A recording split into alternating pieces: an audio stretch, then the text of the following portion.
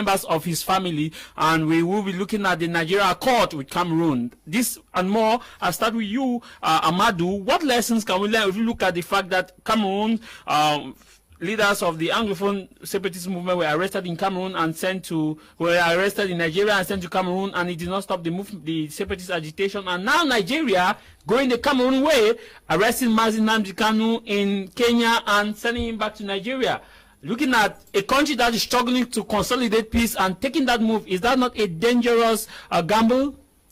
Thank you very much for giving me the audience once more. This issue, as a human rights defender, let me start by condemning this issue of arrest and the repatriation of Nnamdi Kanu to Nigeria. Because I believe Nigeria and Kenya are both signatories to the convention, a United Nations Convention against torture, which have prohibited the arrest and repatriation of anyone when it is foreseen that the person might be tortured to the country where he's been taken to. This is the same thing that happened by the Nigerian government when they arrested the separatist leaders from Nigeria and repatriated them into Cameroon. And we know what they went through, which are really unacceptable. So the problem here is that secession is an ideology.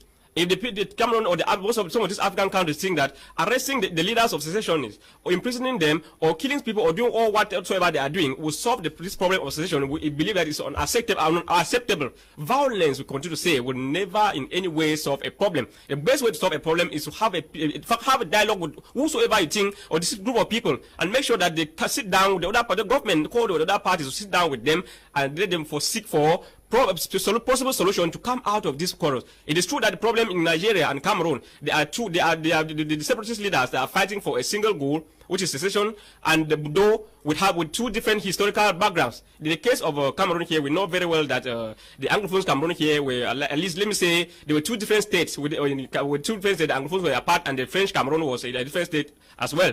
So we know what transpired until what we are having to problem today. The problem here today, even though the crisis started in 2016, but we know very well that that was just an immediate cause of the crisis. We have had since 1961, and even before then, we have known the history of Cameroon and what has been going through. But with regard to what's happening in Nigeria, the case of Nigeria, we know very well that it was just the issue of religious issue or ethnic problem in Nigeria and the persecution of the Biafrans, which made them to become angry with the other part of the people, the other group of people in the country, and begin to start advocating for this issue of secession. But Biafra was never a different state on its own compared to the case of Anglophone Cameroon. So what we are praying for is always peace. We do know that peace is the only way out, and peace and justice. So we know very well that any solution cannot come out of violence, the use of force. That's why we have equally been advocating for the Cameroon government to do everything possible to make sure that they call the separatist leaders on the dialogue table, for them to seek an amicable or peaceful solution to the crisis we have been going through for the past years. Because we have a lot of consequences of this crisis that are coming on a daily basis.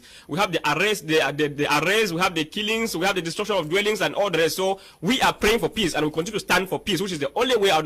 Even if the Cameroon government, we know very well that no matter how long the Cameroon government will take, she will still come back to dialogue table with a separatist leader to seek solution to this problem, because that's the only way out of the crisis. Thank you. I understand there is similar. They have. You cannot separate somehow. I understand. Okay.